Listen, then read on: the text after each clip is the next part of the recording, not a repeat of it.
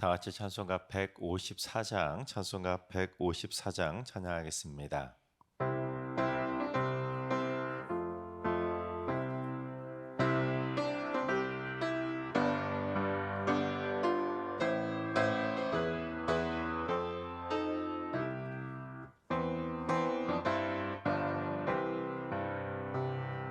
생명의 주여 면류관 받으시옵소서. 날 위해 쓰신 가시관 나 기억합니다. 저 겟세마네 기도를 늘 기억하게 하시고 그 십자가의 은혜로 날 인도하소서. 누셨던 무덤 내게도 보이시옵소서. 잠드신 동안 천사가 굳게 지키었네. 저 겟세마네 기도를 늘 기억하게 하시고 그 십자가의 은혜로 날 인도하소서. 마리아처럼 새벽에 주께로 갑니다. 빈 무덤 내게 보이사 날 가르치소서. 저 겟세마네 기도를 늘 기억하게 하시고 그 십자가의 은혜로 날 인도하소서. 고난의 잔을 날 위해 다 마셨나이다. 나 항상 나의 십자가 감당케 하소서. 저 겟세마네 기도를 늘 기억하게 하시고 그 십자가의 은혜로 날 인도하소서.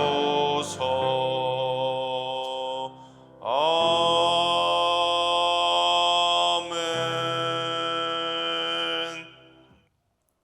이 시간 다 같이 한마음 한뜻으로 하나님 앞에 기도하며 나아가시겠습니다.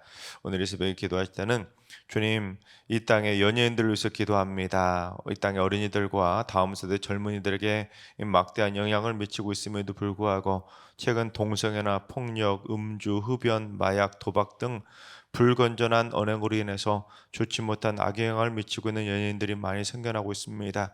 주님, 우리 사랑하는 다음 세대 자녀손들이 그들로부터 부정적인 영향을 받지 않게 해주시고 신실한 기독 연예인들이 드러나서 이 땅의 대중문화를 건전하게 잘 이끌어가게 하여 주옵소서. 두 번째는 주님, 우리 승리교회가 모든 믿는 자들의 본이 되게 해주시고 승리교회의 좋은 소문이 각지에 널리 퍼지게 해주셔서 가장 사랑이 넘쳐나는 행복한 교회로 인정받고 칭찬받게 하여 주옵소서. 개인주의 신앙이나 개교회주의로 빠지지 않게 하시고 교회의 공공성을 잘 실천해서 이웃사랑의 모범이 되는 본이 되는 교회로 칭찬받게 하여 주시옵소서. 세 번째는 주님, 우리 승리교회 모든 가정들이 작은 교회로 굳건히 세워져 가게 하여 주옵소서. 가정 안에서 천국을 맛보는 기쁨의 가정이 되게 하시고 자녀들은 부모를 공경하고 부모 간의 행복의 웃음꽃이 피어나고 부모는 자녀를 사랑과 기도로 잘 돌보며 형제 간에 우위하는 믿음의 집안으로 세워져 가게 하여 주시옵소서. 이 시간 기도하실 때 이 땅의 연예인들을 위해서 그리고 승리교회가 모든 믿는 자들의 본이 되도록 또한 모든 성도들의 가정이 작은 교회로 행복하게 세워져 갈 수 있도록 기도해 주시고 오늘 예배와 오늘 하루의 삶을 위해 다 같이 합심으로 기도하며 나아가시겠습니다. 다 같이 기도합니다.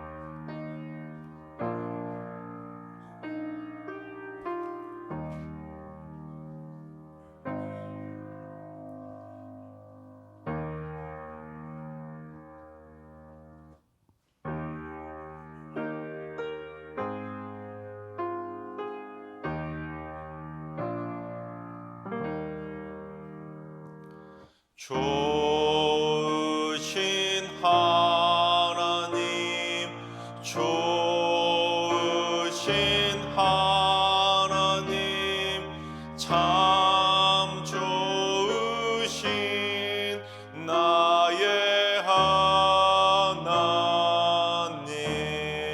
하나님. 우리의 기도를 응답해 주시는 참 좋으신 나의 하나님.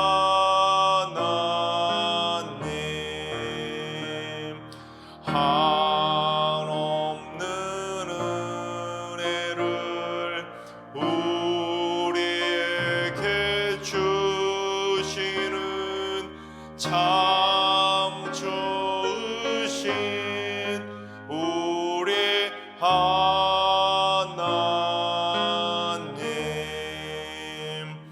아멘. 참 좋으신 하나님께서 오늘 이 새벽에 주시는 말씀은 마태복음 2장의 말씀입니다. 다 같이 드라마 바이블로 봉독하겠습니다. 제2장. 헤로드 왕 때 예수께서 유대 베들레헴에서 나시매 동방으로부터 박사들이 예루살렘에 이르러 유대인의 왕으로 나신 이가 어디 계시냐? 우리가 동방에서 그의 별을 보고 그에게 경배하러 왔노라. 헤로드 왕과 온 예루살렘이 듣고 소동한지라. 왕이 모든 대제사장과 백성의 서기관들을 모아 그리스도가 어디서 나겠느냐 물으니 유대 베들레헴이오니 이는 선지자로 이렇게 기록된 바. 또 유대 땅 베들레헴아, 너는 유대 고을 중에서 가장 작지 아니하리다. 내게서 한 다스리는 자가 나와서 내 백성 이스라엘의 목자가 되리라 하였음이니이다. 이에 헤롯이 가만히 박사들을 불러 별이 나타난 때를 자세히 묻고 베들레헴으로 보내며 이르되 가서 아기에 대하여 자세히 알아보고 찾거든 내게 고하여 나도 가서 그에게 경배하게 하라. 박사들이 왕의 말을 듣고 갈새 동방에서 보던 그 별이 문득 앞서 인도하여 가다가 아기 있는 곳 위에 머물러 서 있는지라.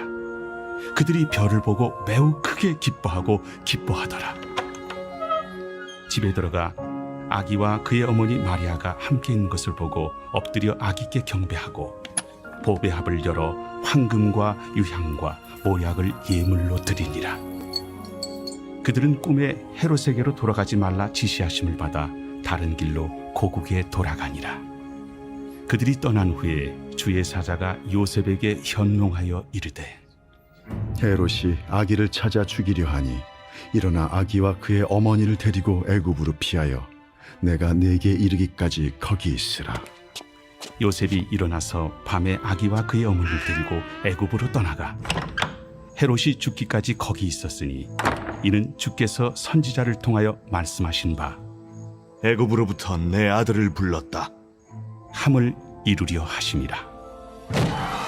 이에 헤롯이 박사들에게 속은 줄 알고 심히 노하여 사람을 보내어 베들레헴과 그 모든 지경 안에 있는 사내 아이를 박사들에게 자세히 알아본 그때를 기준하여 2살부터 그 아래로 다 죽이니 이에 선지자 예레미야를 통하여 말씀하신 바 라마에서 슬퍼하며 크게 통곡하는 소리가 들리니 라헬이 그 자식을 위하여 애곡하는 것이라.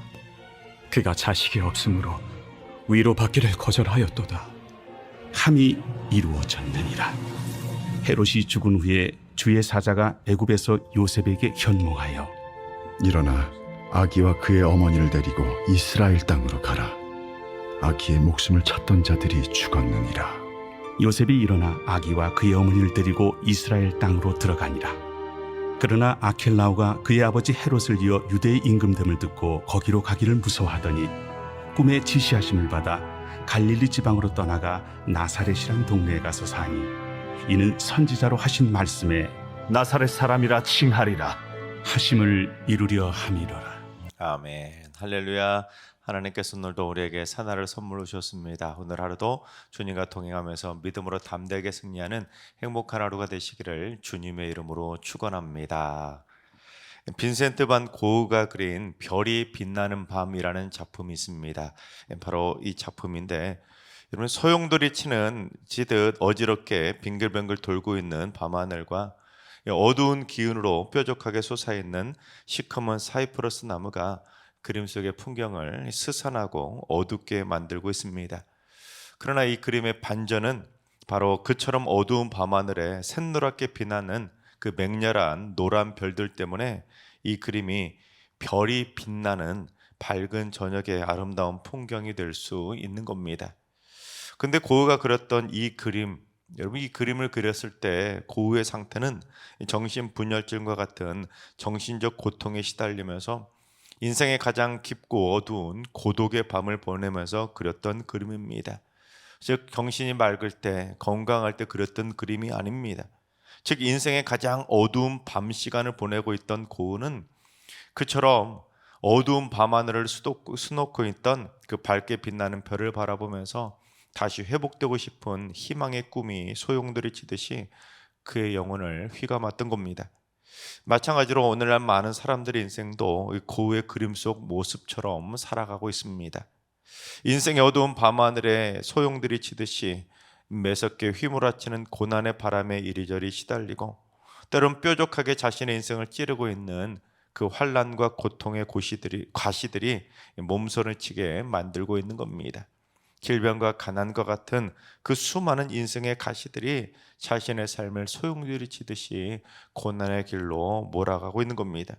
또한 인생의 짙은 어둠이 몰려와서 불안과 이런저런 고독 속에 외롭게 신음할 수밖에 없는 겁니다. 그러나 하나님을 믿는 우리 믿음의 백성들에게는 그처럼 고통스러운 어둠 속에서도 휘몰아치는 환난의 바람 속에서도 하나님의 은혜의 별들이 밝게 빛나고 있는 겁니다. 때론 희미하고 어렴풋이 은혜의 별빛이 보이기도 하지만 때로는 강렬한 은혜의 빛에 사로잡혀서 다시 주님의 품 안에서 희망을 꿈꾸게 될 때도 찾아오게 되는 겁니다.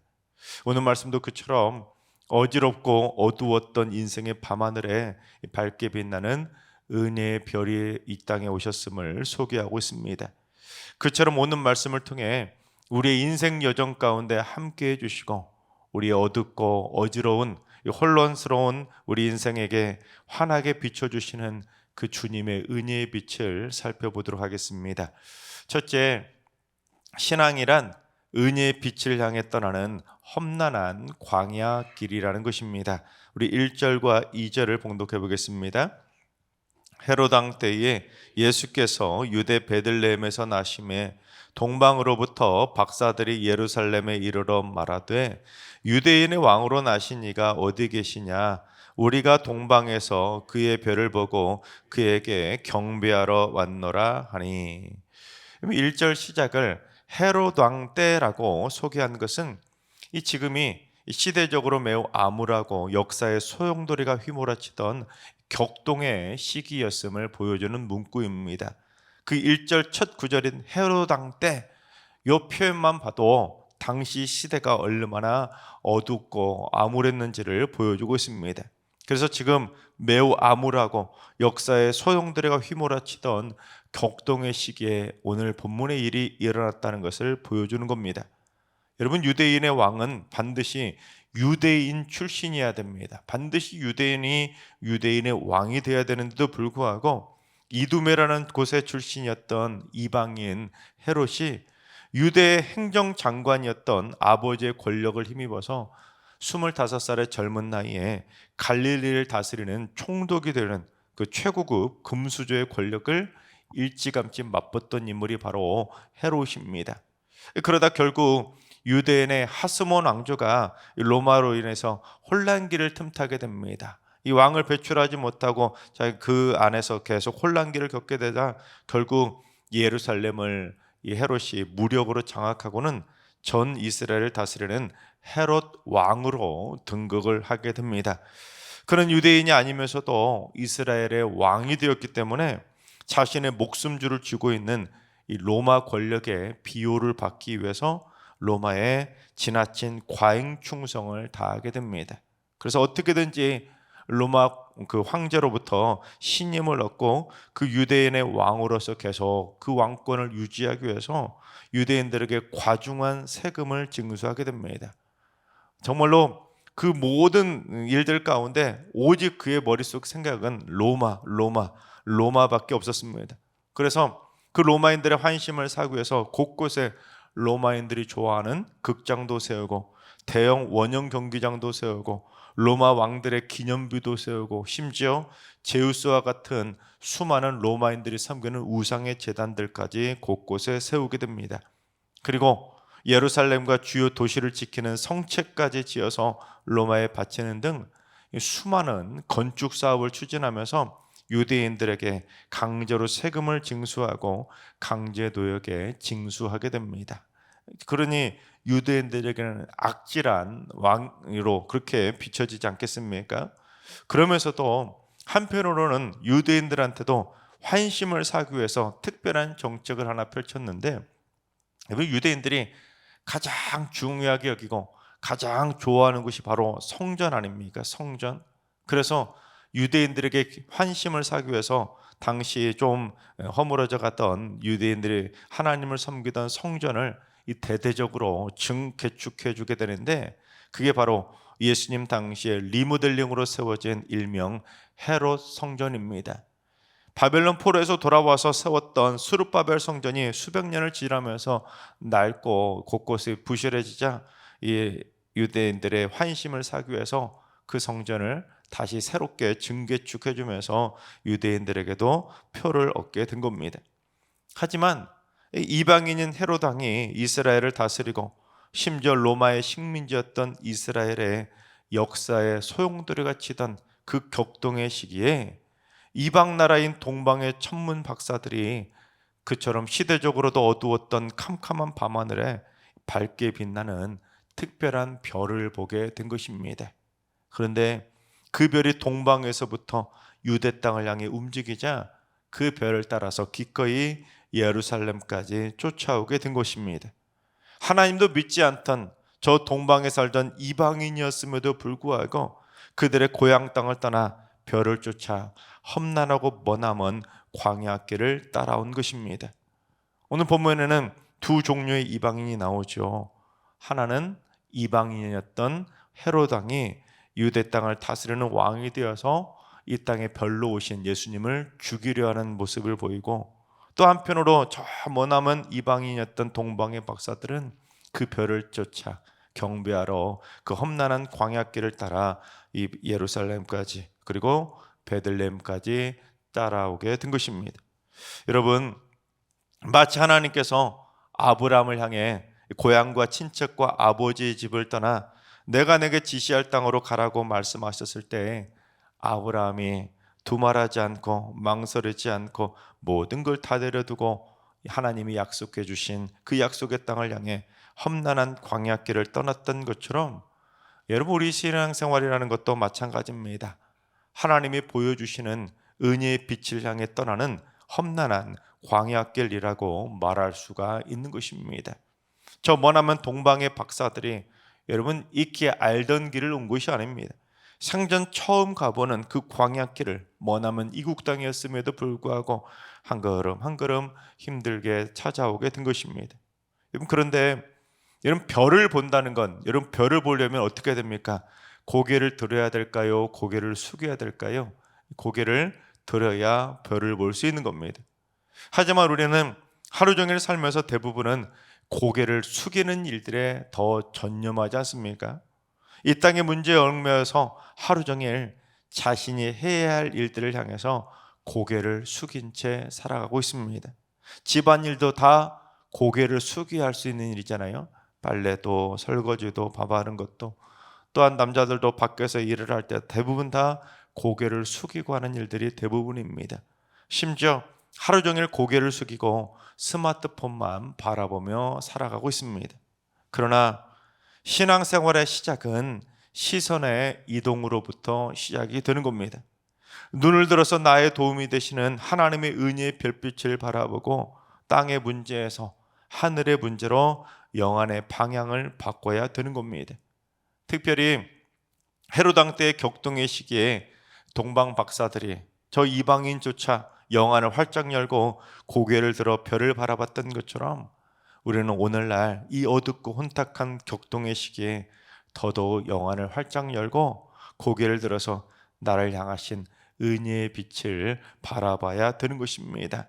이 세상에 빛으로 오신 그 예수님을 바라봐야 우리의 인생이 험난한 인생길을 할지라도 그 끝에서 주님을 만나게 되는 것입니다.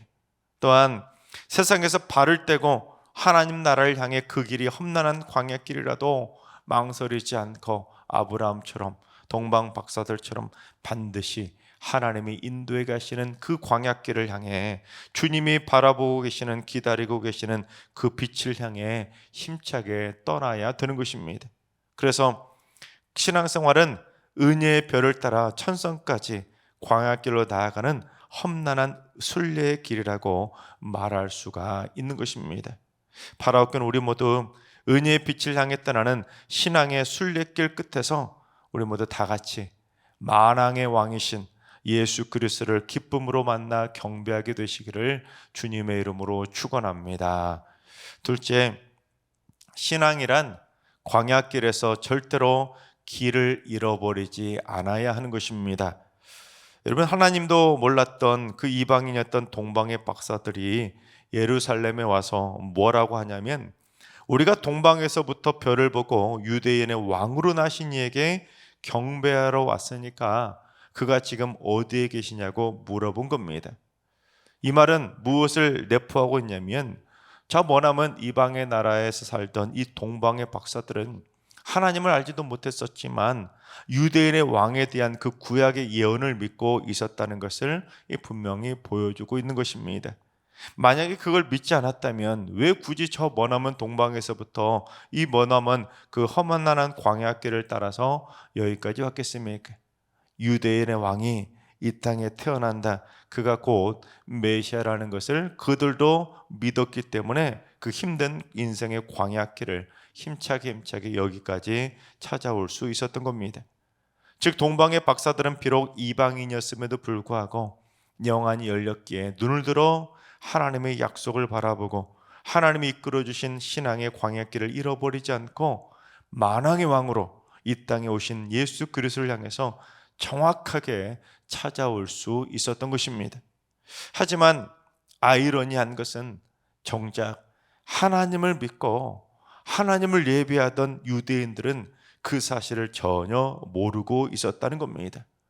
그렇게 아침 저녁으로 상번제를 드리고 그렇게 유대인의 절기를 잘 지키고 그렇게 목숨처럼 유월절 예배를 그렇게 잘 드리던 그 유대인들이었음에도 불구하고 영안이 철저히 닫혀있던 유대인들은 동방박사의 말을 듣고는 예루살렘은 물론 헤롯 왕까지 듣고 소동할 정도로 이스라엘을 발칵 뒤집어 놓았던 겁니다.